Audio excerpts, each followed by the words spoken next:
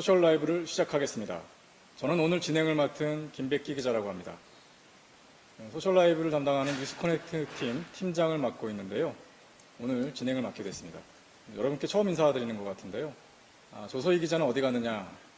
벌써부터 이런 댓글이 예상이 되고 아마 궁금해하시는 분들 많을 텐데요. 특별한 이유가 있는 건 아니고 옆에 앉아있는 봉지욱 기자와 스포트라이트 팀에서 2년 동안 한솥밥을 먹었고 그리고 그동안 꾸준히 오늘 주제와 관련된 11.19과 관련된 그런 이야기들을 많이 나눴기 때문에 오늘 제가 진행을 맡게 됐습니다. 옆에 앉은 봉지욱 기자에 대해서 궁금해하실 분들 많을 것 같아서 일단 봉 기자가 소개 좀 해주시죠. 네, 안녕하세요. 저는 봉지욱 기자라고 합니다. 그 이규현의 스포트라이트 많은 분들 아시는 분들도 있으시고 모르시는 분들도 있으실 텐데 탐사 프로입니다. JTBC 대표 탐사 프로고요. 이규현의 스포트라이트에 있는 봉지욱 기자입니다. 여러분 반갑습니다. 편하게 하시죠. 네. 오늘 준비한 내용도 많고 여러분들이 보시면 깜짝 놀라실 만한 내용들도 꽤 있을 것 같습니다. 특히 11.6이라는 것은 단순히 박정희 대통령의 어떤 저격 사건, 박정희 대통령의 적격 사건 이렇게만 볼 게 아니라 이제 역사의 큰 물줄기를 바꿨다는 평가를 많이 받고 있고 또 당시 그 사건의 중심에 있었던 김재규 전 중앙정보부장에 대한 평가도 지금에 와서는 굉장히 다양하고 그리고 엇갈리는 그런 평가들이 많이 나오고 있습니다. 그래서 당시 사건에 대한 또 재조명 또는 그날의 진실 궁금해하시는 분들도 많고 또 가려진 것도 많기 때문에 오늘 또 이런 자리를 마련했고요. 봉 기자가 먼저 오늘 어떤 이야기들을 할지 먼저 좀 간략하게 소개를 좀 해주시죠. 네, 저도 11.6 공정동 대통령 저격 사건에 관심을 가진 건 한 3, 4년 정도 된 것 같습니다. 함세용 신부님과 만날 일이 있었는데 이런저런 얘기를 하다가 박흥주 대령이란 분, 김재규의 비서였습니다. 그리고 박선호 과장이란 분, 김재규의 중정의 의정 과장이셨죠. 관련해서 이제 그 비화 가족사들을 듣다가 이 사건 뭔가 좀 이상하다. 그래서 이제 한번 다뤄봐야겠다. 특히 저는 탐사 프로에 있지 않습니까? 그래서 정말 탐사 프로에는 적합한 주제이기도 한데 그렇다면 뭘 다룰 것이냐? 저희 국장을 설득해야 되지 않습니까? 그래서 이 당시에 녹음한 테이프가 있다고 그때 들었습니다. 근데 그 테이프에 대한 내용은 일부 나온 게 있어요. 근데 저희는 방송이니까 목소리가 궁금하지 않습니까? 그래서 아주 오랜 노력 끝에 그 테이프를 입수했습니다. 근데 단순히 목소리가 아니었습니다.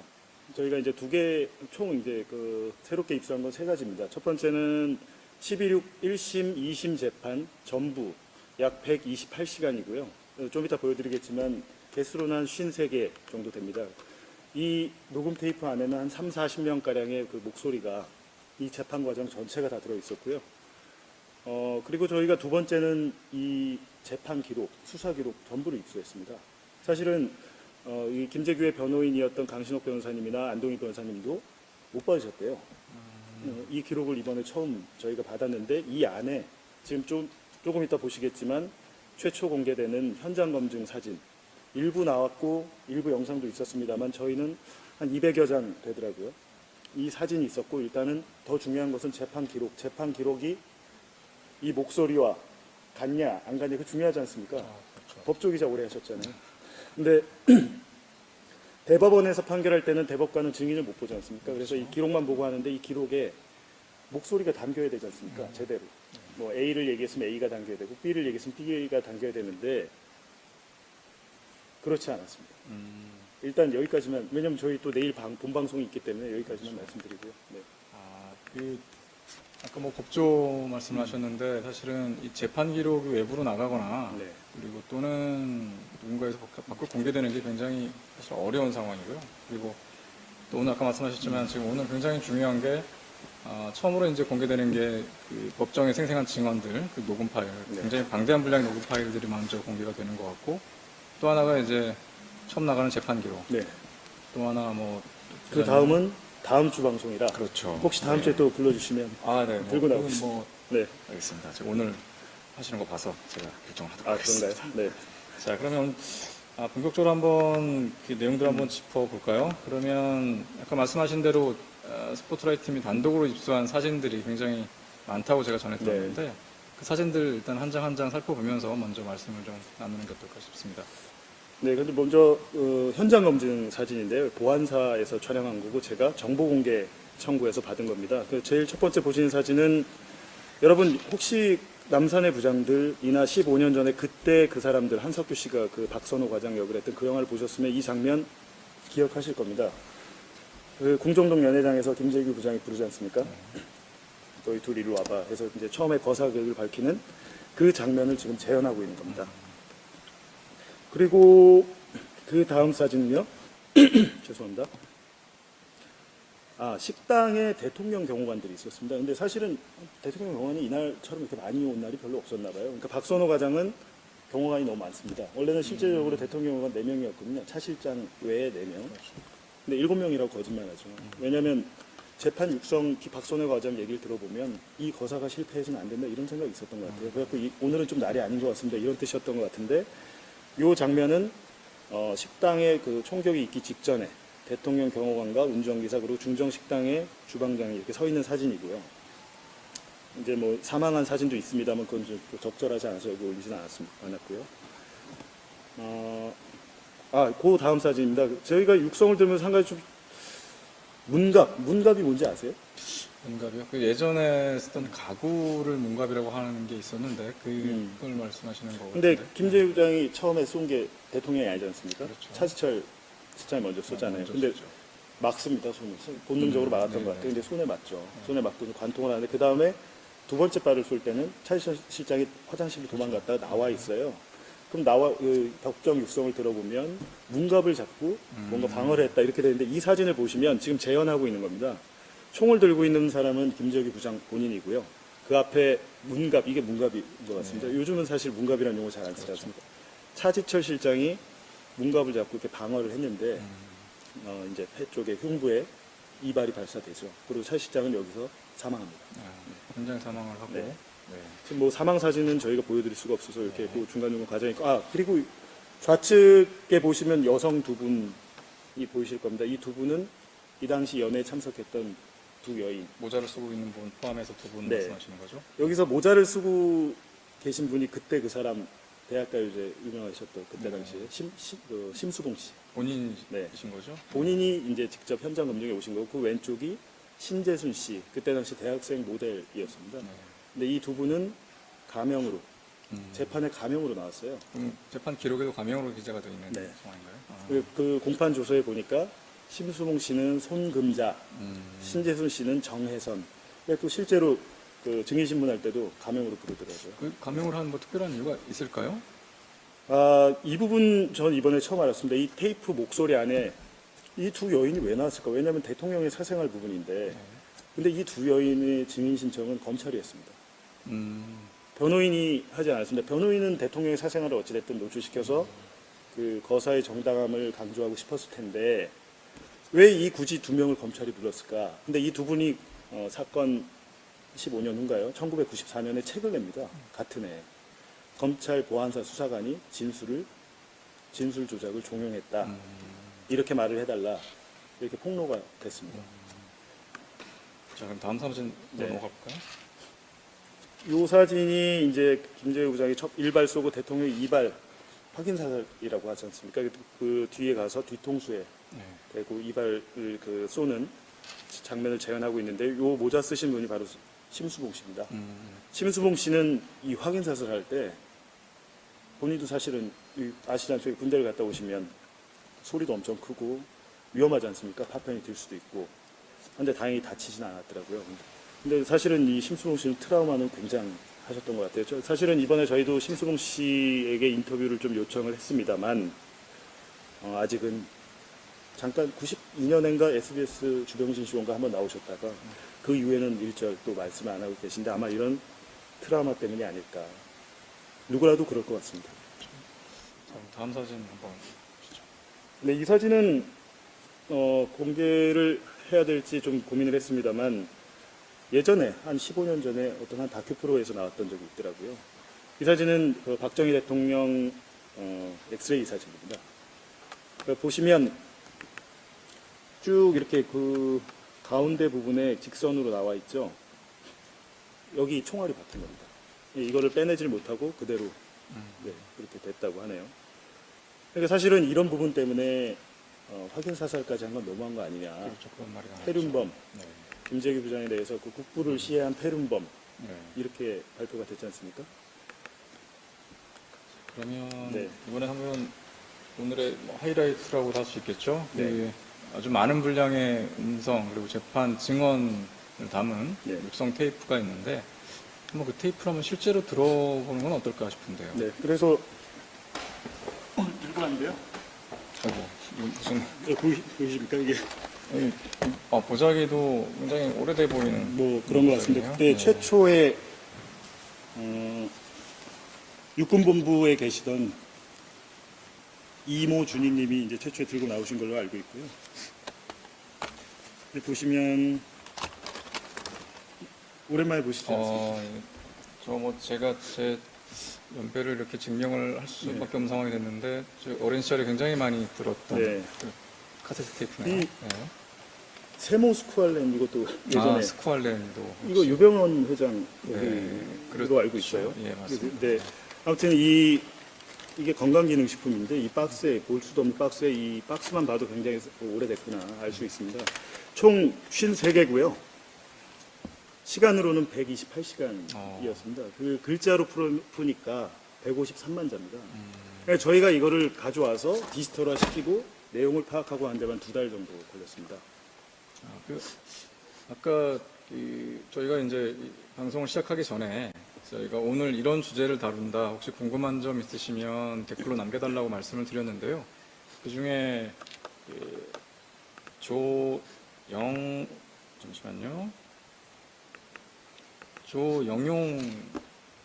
시청자께서 김재규 부장 육성은 많이 나와 있다. 그리고 카랑카랑한 음성, 뚜렷한 신념, 경제 정치 부분까지 자신의 처지를 말하는데 듣는 내내 뭉클했다라는 그런 댓글 포함 질문을 남겨주셨는데요. 그 부분 좀 설명해 주시죠. 그러니까 왠지 익숙한 느낌이 있는 분명 시청자들도 계실 것 같아서 그 어떤 점이 다르고 이게 뭔가 왜 특별한 건지 좀 먼저 설명을 해주시죠. 그러니까 여태까지 뭐 유튜브나 여러 SNS상에 돌아다니고 특히 남산의 부장들 영화 말미에도 최우진수 일부가 나오지 않습니까? 근데 그 음성조차도 여기서 약간 유출이 됐던 겁니다. 근데 그 음성은 아무 길어도 뭐 30분, 40분 정도일 거고요. 그리고 주로 김재규 부장의 목소리죠. 근데 여기는 김재규 부장을 비롯한 모든 사람의 목소리가 다 담겨 있고요. 분량면에서도 1심과 2심 재판 1심과 2심 전체가 녹음되어 있는 겁니다. 그리고 이게 바로 그때 당시 법정 뒤쪽에서 녹음이 된 걸로 파악이 됐어요. 그러니까 공식적인 기록이 아닙니다. 보안사, 합수부에서 법정 뒤에서 몰래 녹음을 하면서 법정을 모니터했던 겁니다. 이 테이프를 제보해 주신 분은 그 당시에 이 테이프 폐기 지시를 받았지만 이 재판은 너무 말이 안 된다. 그래서 이건 반드시 밖에 알려야겠다. 이렇게 해서 들고 나오셔서 제보해 주신 겁니다.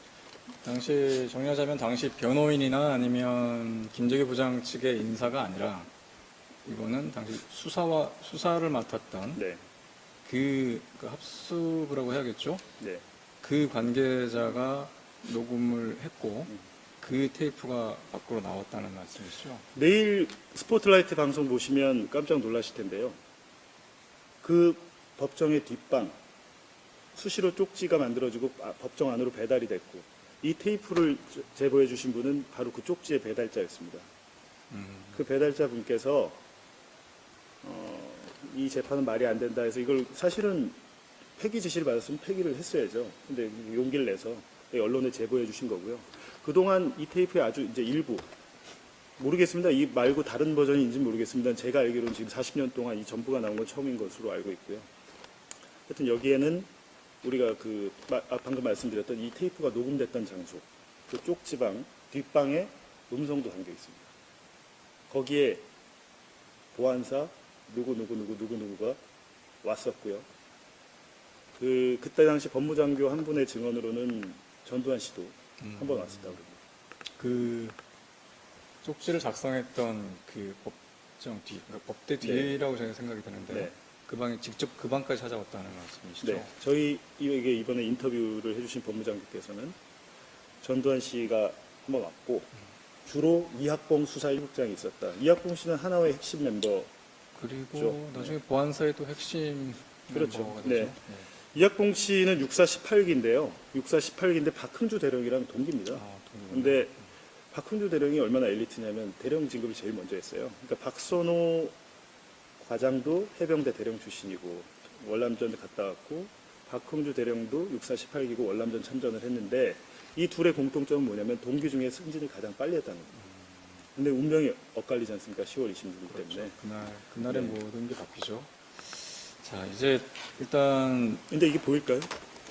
뭐 모르겠습니다. 사실 뭐 잘 안 보이실 수도 있는데요. 내일 스포트라이트 방송 예정돼 있기 때문에 아마 궁금하신 분들은 내일 저녁에 스포트라이트를 보시면 더 자세하고 아마 더 충격적인 내용들을 듣게 되실 것 같습니다. 그럼 한번 네. 하여튼 실제로 카세트 플레이어를 갖고 나오셨는데 한번 틀어볼까요? 지금 화면에 지금 보이시는지는 정확하게 모르겠는데 네, 한번 이 카세트 네네. 플레이어 자체도 굉장히 오래돼 보이는 그런 제품이긴 합니다. 실제로 근데 나오기도 지금 뭐 어떤 게 나올지 잘 모르겠습니다. 네. 한번 틀어볼게요. 근데 생각보다 그 보존이 굉장히 잘 돼 있습니다. 네. 그래서 특별히 디지털 복원하는데 크게 어려움이 없었습니다. 총이 살았는지 총을 어떻게 가진지 모르기 때문에 제가 확인을 못하고 돌아갈 형편이었습니다. 그렇기 때문에 뭐 그때 저는 딴 생각이 전혀 없었습니다. 그리고 아까 검찰신문 때도 밝혔는데 결국 3시 반경에 이것이 결국 잘못되었구나 하는 것을 알고 집에 갔다면서 3시 반경에 아닙니다. 그 전날 갔다가 3시 반에는 남산으로 갔습니다. 비서실. 남산 비서실에서 이럴 때 잘못된 것을 알고 난 뒤에 다시 집에 들어가지 않았어요? 예. 지금 뭐 짧게 지금 전달해 드렸는데요. 지금 목소리의 주인공하고 어떤 내용인지 한번 말씀을 좀 해주시죠. 김재규 부장의 최측근이었던 박흥주 비서. 박흥주 대령. 예, 박흥주 대령의 목소리인데 지금 어떤 상황을 설명한 거냐면 육본으로 가지 않습니까? 육본으로 가서 김재규 부장이 체포됩니다. 12월 27일 한 12시 반 0시 반쯤 체포가 되고 부장을 계속 기다린 겁니다. 부장이 혹시 무슨 일이 당하지 않았나, 어떤 일이 있는 게 아닌가, 우리가 어떻게 좀 백업을 해야 되는 게 아닌가, 이런 것들에 대해서 계속 기다리고 고뇌하다가 결국에는 3시 반쯤 중정 남산 본부로 들어갔다, 이런 얘기를 하는 겁니다. 그러니까 부하들이 다 그랬습니다. 이게 사실은 치밀한 사정 공모였다면, 거사, 뭐 어떤 쿠데타였다면 어떤 계획들이 있어야 되지 않습니까? 근데 어떤 약속이나 계획, 이게 전혀 없었던 게 이 테이프 128시간을 들어보면 느껴지던데요. 네. 그러면 당시 현장으로 한번 다시 돌아가 볼까요? 당시 현장을 또 공지혁 기자가 정보 공개 청구를 통해서 받은 사진들이 여러 장 있는데 아마 안전가옥이라고 합니다만 당시 서울 공정동에 안전가옥이 있었고 바로 청와대 인근에 있습니다.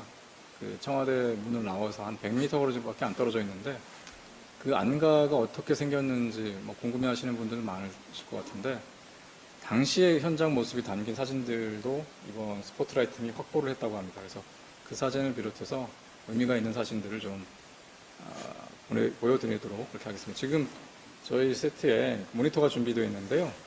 그 모니터를 통해서 직접 공지혁 기자가 사진과 함께 설명을 좀 드리는 시간을 갖도록 하겠습니다. 네, 아까 보여드렸던 사진은 수사 기록에 있던 현장 검증 사진이고요. 지금 보여드리는 거는 이거는 뭐 사진은 아닙니다. 이거는 저희가 이번에 방송용으로 제작한 건데 제가 좀 설명을 해드리려고 하는데요. 공정동 안가는 총 5채였습니다. 김재규 부장의 집무실이 있던 곳이 바로 이곳 본관입니다. 그리고 이 옆에가 구관이라고 합니다. 가운데 있는 건물. 네, 구관. 이게 여기도 대통령 연회장입니다. 네. 그리고 이번 사건이 있었던 나동. 여기가 나동 연회장. 그러니까 가, 나, 다. 연회장이 총 4개인 거죠. 시청자분들이 보시기엔 지금 붉은색 벽돌 지붕이 있는 3개 네네. 건물 가운데 가장 오른쪽에 있는 건물이 사건이 벌어졌던 그렇죠. 장소로. 여기가 이제 나동 연회장인데 지어진 지 한 3달? 그러니까 얼마 안 됐죠. 당시 신축 예, 건물이었군요. 네. 건물인데 한번 다음 사진을 볼게요. 나동 안 실내 모습입니다. 네, 여러분 좀 궁금하실 것 같아서 저희가 이제 모형을 촬영한 건데요. 대통령 연회장은 바로 여기였습니다. 연회장소. 여기 지금 등받이 있는 의자 있지 않습니까? 네. 여기 박정희 대통령이 앉아 있었고요. 이쪽이 김재규 부장, 김기현 실장, 두 여인, 차지철 실장 이렇게 있었고 보시면 보세요. 한번 좀 특이한 게 앉아서 이렇게 뭐 100% 재현한 건 아니겠습니다만 대통령 자리에서 앉아서 여기는 이건 커튼입니다. 문이 없습니다. 여기. 아, 그래서 항상 커튼을 열어놔요. 왜냐하면 여기 수족관이 있습니다. 수족관이 예, 있네요. 여기 나중에 저희가 알아보니까 비단잉어 40마리가 그러니까 굉장히 규모가 있지 않습니까? 40마리에 대한 수족관이 있고 아까 다음 사진 보면 아시겠지만 여기 다 통유리식으로 돼 있어요. 그러니까 대통령 좌석에서 수족관과 밖에 정원이 보이게 이렇게 설계가 됐더라고요. 지금 말씀하셨는데 지금 그 댓글 중에 그 현재는 이 건물이 음식점으로 바뀌었다라는 댓글을 달아주신 시청자분이 아하. 계시는데 지금 이 건물은 어떤 용도로 쓰고 있어요? 이게 좀 사연이 있습니다. 사실은 이날 11.6 사건 날 총격이 있기 전에 주제가 부마항쟁이었습니다. 그 직전이 김영삼 YS였습니다. 이 사건이 있고 나서 김영삼 YS가 대통령이 되지 않습니까? 1993년에 나중에 되시는 거죠. 근데 93년에 밀실 정치의 표본을 없애겠다며 YS가 없앴습니다. 그리고 지금 청와대 앞에 무궁화 공원을 가시면 거기가 바로 이제 궁정동 안가 옛 터입니다. 무궁화 공원. 공원으로 바뀌어 있는 거죠. 이제 다음은 이제 실사인데요. 이건 제가 이번에 정보공개 청구로 받았는데 아직 공개가 안 됐던 것 같습니다. 방금 보신 그 나동 연회장 그러니까 어디 3달 된 건데 여기가 이제 입구고요. 아까 밖에서 봤던 여기 통유리 2층짜리죠. 네. 2층짜리니까 여기서 사실은 지금 커튼이 쳐져 있으면 열면 대통령이 이 밖을 볼 수 있게 좀 이렇게 굉장히 개방감 있게 이때는 79년 아닙니까? 근데 지금 봐도 촌스럽거나 하진 않죠. 공을 많이 들였다라는 네. 느낌이 드는 건물이네요.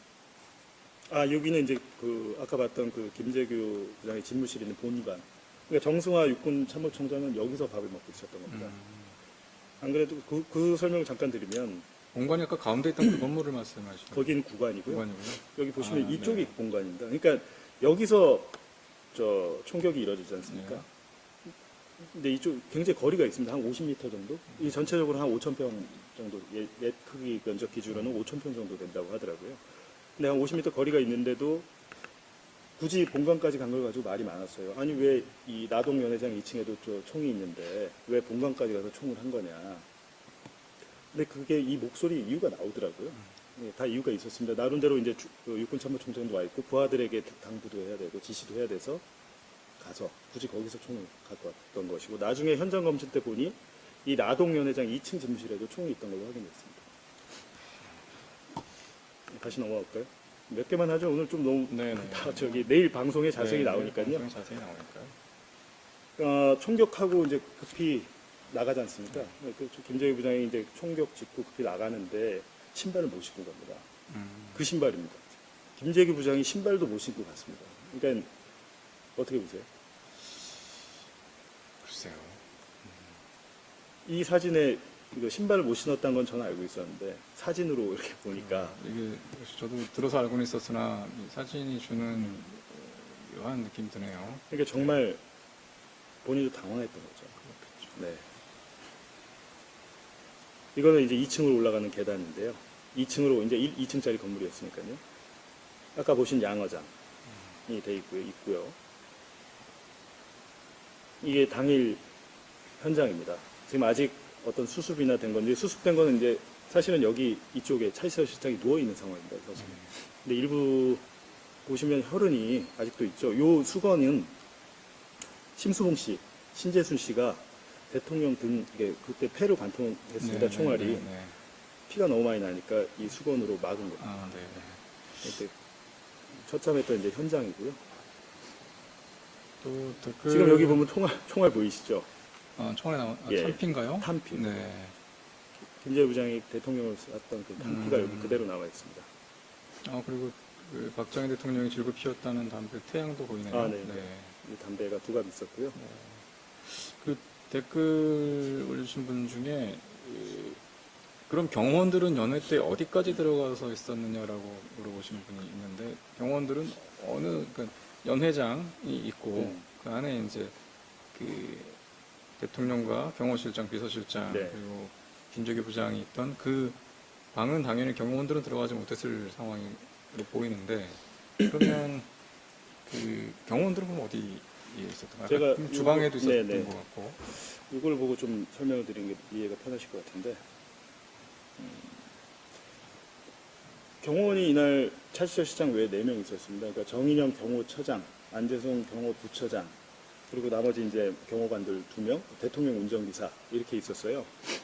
근데 여러분 영화 보시면 아시겠지만 박선호 과장이 여기서 야 우리 다 같이 살자. 왜냐하면 정인영 경호처장과 해병대 동기입니다. 그러니까 다 이제 본인은 어떻게든 살려보려고 했다고 지금 이 테이프하는 목소리가 나오고 있고요. 정인영 경호처장과 안재송 처장은 여기 지금 이게 지금 테이프가 나오나요? 하여튼 이 내부 모습을 보시면 이쪽이 대기실입니다. 여기 있었고요. 여기가 식당입니다. 나머지 이제 경호관 2명과 대통령 운전기사는 이 식당이 있었죠. 근데 그럴 수도 있을 것 같습니다. 왜냐하면 김재규 부장의 첫발 총성과 이 대기실 그리고 이 식당의 총성 약 21발 정도였는데 한 15초 안에 다 끝났습니다. 15초. 이것 때문에 이제 뭐 사전에 치밀하게 한 게 아니냐 이런 당연히 그렇게 생각할 수 있지 않습니까? 아주 15초 만에 모두 사살이 됐으니까요. 하지만 근데 여러 가지 내일 방송을 보시면 우리가 미처 몰랐던 그런 사실들이 공개될 것 같습니다. 자, 그리고 굳이 또 이렇게 질문 주신 분이 있네요. 댓글 중에 그 경훈도라는 시청자께서 영화 이 12.6을 소재로 한 영화가 뭐 여러 편이 나왔다고 볼 수 있지만 그 중에 대표적으로 알려진 게 그때 그 사람들하고 네. 영화 남산의 부장들인데 뭐 비교하는 건 어떨지 모르지만 어느 것이 더 현실적이고 더 사실에 부합한지를 또 물어보시는 분이 계시네요. 저도 두 영화를 봤습니다만 각각의 특성이 있는 것 같습니다. 그때 그 사람들은 주인공이 박선호 과장이죠. 네. 근데 약간 블랙 코미디입니다. 그 표방한 것 자체가 블랙 코미디 약간 비꼬고 있거든요. 근데 남산의 부장들은 최대한 현실을 이제 책이 원작이 있으니까요. 감안했지만 여러 가지 사실은 다른 게 있습니다. 근데 내일 방송을 보시면 그 부분을 저희가 좀 비교해 놓은 게 있어요. 그러니까 영화 장면이 나갑니다. 그때 그 사람들, 남산의 부장, 그리고 저희가 찾은 이 현장, 실제 목소리 이렇게 비교돼서 나가니까 내일 방송 보시면 그 부분 이해하실 수 있을 것 같고요. 그 네. 왜 이런 뉴스가 뭐 보도가 안 됐느냐라고 또 물어보시는 분이 계시는데요. 사실 소셜라이브에서 사실 처음으로 공개하는 겁니다. 더 자세한 이야기와 그리고 또 취재한 부분들은 내일 뉴스룸과 그리고 또 내일 저녁 스포트라이트 통해서 다시 한번 나갈 테니까 그때 더 관심 있게 지켜봐 주시면 좋겠고요. 자, 그러면 다들 궁금해 하시는 게 사실 저희가 육성 테이프를 53개를 입수했다고 하는데 그러면 거긴 무슨 내용들이 들어있는지가 굉장히 궁금하실 거예요. 사실 지금까지 뭐 저를 비롯해서 많은 분들이 김재규 부장의 최후 진술 정도의 육성은 들어본 기억이 아마 있으실 것 같은데 문제는 당시 증인이 한두 명도 아니었고 법정에선 피고인을 비롯한 증인들이 굉장히 많았던 상황인데 그분들의 증언이 이 53개 테이프에 담겨 있는 상황이고 그래서 굉장히 궁금해하실 것 같아서 실제로 한번 음성을 들어보는 시간 좀 갖도록 네. 하겠습니다. 내일 방송 편집 때문에 굉장히 치밀하게 준비하지 못했고요. 네, 간단하게 했습니다. 일단 11.6 사건 모르시는 분이 있어서 11.6 사건 하면 이분이 당연히 연관이 됩니다. 김재규 부장을 수사했던 합동수사본부장이었죠. 전두환 씨인데요. 좀 들리나요? 볼륨이 좀 작은 것 같은데. 그 전두환 씨가 이때 그 수사 결과를 발표하던 상황이었습니다.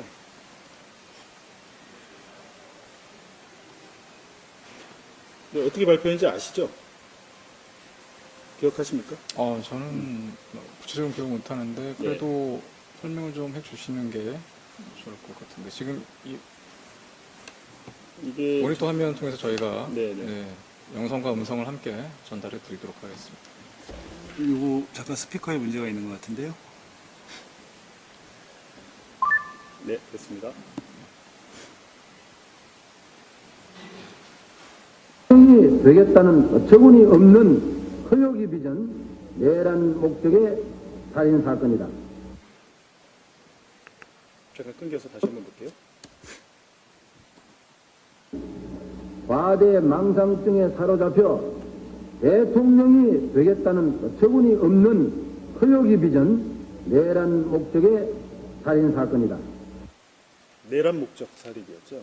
간단히 말하면 자기가 대통령이 되려고 쿠데타를 일으킨 거다. 이런 거였는데요. 사실은 이 사건이 잘 알려지지 못한 게 여기 있는 이 재판의 증언이 언론에 제대로 실리지 못했습니다. 그때 당시 아시다시피 계엄사에서 보도처에서 언론검열을 했지 않습니까? 언론검열과 관련한 부분은 스포트라이트 다음 주 방송에 자세히 나갈 텐데요. 아까 그래서 관련돼서 또 시청자분께서 어떤 댓글을 올려주셨냐면 당시 사진들을 아까 저희가 많이 보여드렸는데 그 사진들을 그럼 누가 찍었느냐라고 또 물어보신 분이 계셔서 그 당시 사진들은 찍은 주체는 어디인가요? 수사 네. 당국이겠죠, 당연히. 그러니까 보안사령부 주책이었고 제가 받은 방금 보여드린 사진도 그러니까 보안사 지금은 그 안보지원사령부죠. 거기서 갖고 있던 거고요. 수사는 육군본부 과학수사단이 있었습니다. 그러니까 현장 검증은 보안사와 육군본부 과학수사단이 있었고 합동수사본부 자체가 경찰, 헌병이 같이 있었지만 사령관이 보안수사령관 아닙니까? 당연히 주요 피고에 대해서는 전부 다 보안사가 수사했습니다. 지금 저희가 진행한 지 한 30분 가까이 지나고 있는데요. 사실 저희가 준비한 지금 방금 보여드린 그 영상과 음성이 지금 더 중요한 영상들이 많이 있어서 좀 끝까지 한번 지켜봐 주시면 좋겠습니다. 다음 영상과 음성 좀 부탁드릴게요. 김계원 대통령 비서실장인데요. 저 현장에서 만찬에서 술을 들었는데요. 술은 무슨 술이었어요? 양주 뭡니까? 예, 시바스 순도라 그러지, 노란 거, 통통한 게. 예, 시바스 순도라 그러지, 노란 거, 통통한 게. 네, 구체적으로 지금 그 주종이 나왔는데 근데 네. 지금 이 목소리는 김계원 당시 비서실장이면 현장에서 그 당시 관계자 중에 유일하게 총을 맞지 않은 그렇죠. 사람이었죠. 그래서 공범으로 몰려서 네. 나중에 사형 선고를 같이 받습니다. 근데 계엄사령관이 직권을 무기징역으로 감형을 해서 이제 살았는데 지금 얘기는 술 주종을 물어봤지 않습니까? 그날 그 술은 양주 2병, 시바스 리갈 2병, 그리고 막걸리 2병이었어요. 근데 이게 약간 흥미로웠습니다. 이 부분은 시바스 리갈이 지금 그렇게 고급 술은 아니었던 것 같은데 그 당시 굉장히 고급이었나 봅니다. 대통령 비서실장도 이름을 잘 모르고 있어요. 지금 노란 거, 통통한 병에. 네. 근데 이 시바스 리갈이 사실은 이 11.6 사건으로 좀 유명해졌던 계기는 됐던 것 같습니다. 다음 영상이 혹시 지금 모니터로 좀 계속 나가고 있나요? 모니터 화면을 좀 비춰주시면 좋겠거든요. 자, 다음 영상과 음성을 한번 같이 들어보겠습니다. 아까 그 영화랑 좀 비교해서 어떠냐고 물어보신 분 계셨는데 이 얘기 들어보시면 실제로 김재규 부장은 어떻게 얘기했을까 아실 수 있을 것 같습니다. 이 혁명 행동을 결행하는 직전의 사항이기 때문에 저에게는 아주 생생하게 지금 기억이 있는 것입니다. 예. 정치를 대국적으로 하십시오. 그렇게 하고 김경원 실장을 이걸로 툭 쳐면서 각하 똑똑히 모시시오 이라고 권총을 뽑았습니다. 권총 뽑아가지고 그냥 그대로 얘기를 다 끝마치도 못하고 이 버러지 같은 하면서 하면 이미 첫발이 나갔습니다. 지금 이게 김재규 부장의 목소리죠? 네, 김재규 부장. 그러면 뭐 다들 어느 정도는 익숙하실 내용일 텐데 한번 내용 설명을 좀 한번 부탁드리겠습니다. 그러니까 사실은 이게 검증이 제대로 안 이루어져서 김재규 부장은 이렇게 얘기를 하지만 현장에 같이 있었던 분들은 다 다릅니다. 두 여인이 다르고 김기현 실장 얘기가 달라요. 근데 본인은 계속 이렇게 얘기를 하고 있죠. 근데 이것만 봐도 제대로 수사가 이루어지지 않았다. 말을 했다는 사람이 있는데 들었던 사람이 없습니다. 네, 이런 미스터리가 아직은 남아있는 것 같고요. 그 당시 수사당국에서는 이 버러지 발언에 굉장히 집착했다고 해요. 그 두 여성분, 신재순, 심수봉 씨 그 자서전에 따르면 버러지란 말을 들은 적 없는데 들은 걸로 증언해라. 종용을 받았다고 합니다. 왜냐하면 그때 당시 합수부가 그 발표한 수사 내용은 차지철과의 충성 경쟁에서 밀려서 그렇죠. 그런 어떤 열등감 때문에 그랬다는 거였거든요. 근데 그 버러지 발언이 중요했던 것 같습니다. 근데 그 두 여인은 나중에 밝히기를 왜 저리 집착하는지 모르겠다. 두 가지가 있었대요. 버러지랑 조명이 어두웠답니다. 상당히. 그러니까 이렇게 앞에 있어도 잘 못 볼 정도로 조명이 어두웠는데 조명 얘기는 하지 말라고 했나 봐요. 근데 신재수 씨가 조명 얘기를 대답을 해요. 굉장히 어두웠다고. 근데 그 전에 얘기가 뭐였냐면 김계원 실장과 김재규의 얼굴이 굉장히 초조하고 뭔가를 준비하는 듯했다. 뭐 이런 뉘앙스로 얘기를 하는데, 근데 조명이 오던데 앞뒤가 좀 안 맞지 않습니까? 어찌됐든 그때 당시 이분들은 검찰, 특히 보안사가 이런 그 증언, 허위 증언을 강요했다. 이렇게 밝혔습니다. 또 보시실 음성 있을까요? 저도 이거 내용을 어떻게 편집을 했는지 모르겠네요. 이거는 오늘 소셜 한다고 따로 한 거라. 지가 가가 무덤 위에 올랐을 정도로서 지의 도덕관은 아직까지 타락되지는 않습니다. 그렇기 때문에 지가 대통령이 되겠다 하는 생각은 처음부터 한 일이 없습니다. 지가 중앙정보부장으로서 유신 체제를 지탕하는 주역의 한 사람이지만은 저도 보다가 안 되니까 혁명까지 한 겁니다. 지금 마지막 멘트 좀 인상적이지 않습니까? 보다가 안 되니까라는 말이 그러니까 보다 안 돼서 이렇게 했다고 주장을 하고 있습니다. 그래서 지금 연결되면 좀 시청자분께서 네. 질문 주신 게, 그러면 아까 그 나온 얘기 중에 정치를 좀 대국적으로 하십시오라는 말이 나온 배경을 궁금해하시는 분이 있는데, 방금 김재규 부장의 그런 발언, 증언과 맞닿아 있는 내용이 아닌가 싶기도 하네요. 그때 이 아까 말씀드렸지만 부망쟁이 있었고 김영삼 그 의원 제명 사건이 있었는데, 대국적으로 하라는 거는 박정희 대통령이 국회의원을 못하게 제명까지 시켰는데 구속을 계속 시키라고 한 모양이에요. 그러니까 본인은 그거 안 됩니다. 이미 한번 국회의원 제명을 했으면 됐지, 그 이중처벌입니다. 그러면 이중처벌 같은 인상을 줄 수 있기 때문에 하면 안 됩니다라고 하면서 굉장히 좀 마찰이 있었던 건 사실인 것 같습니다. 그 다음에는 이제 김재규 부장 목소리 말고요, 그 부하들의 목소리를 한번 들어보겠습니다. 지금 모니터에 좀 띄워주실 수, 지금 모니터로 나가고 있는 상황인데 제가 확인이 안 돼서요. 네. 모니터 아마 나가겠습니다. 그때부터 말씀하기 시작했습니다. 그 말씀한 내용은 상당히 그 긴장된 그런 표정이었고, 자네들 어떻게 생각하나?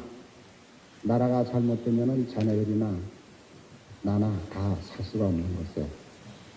이렇게 얘기를 하는 것입니다. 하여튼 뭐가 잘못되면은, 나라가 잘못되면 자네들이나 나나 다 살 수 없다 하는 그런 말씀하고, 내가 오늘 중단 결심을 하겠고 오늘 저녁에 내가 해치우겠다. 얘기를 끝마치고 돌아가신 다음에 제가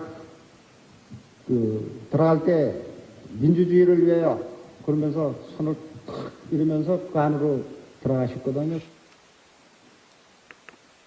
박흥주 대령은 당시 김재규 부장의 그 부하들 가운데 유일한 현역, 당시 네. 이제 있었던 최측근 중에는 유일한 현역 군인으로 알고 있는데요. 네. 네.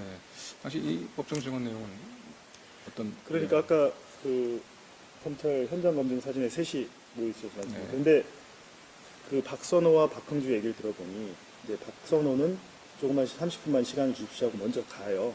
근데 박흥주는 너무 놀랐던 것 같아요. 박흥주에서는 너무 놀라서 가만히 있으니까 박선호 과장은 민주주의 위하를 듣지 못했답니다. 알고 보니까 먼저 바로 그 실행 착수에 들어간 거고, 지시를 받고, 박흥주 비서는, 박흥주 대령은 거기서 망설이고 있으니까 추가적으로 말을 더 한 겁니다. 김재규 부장님.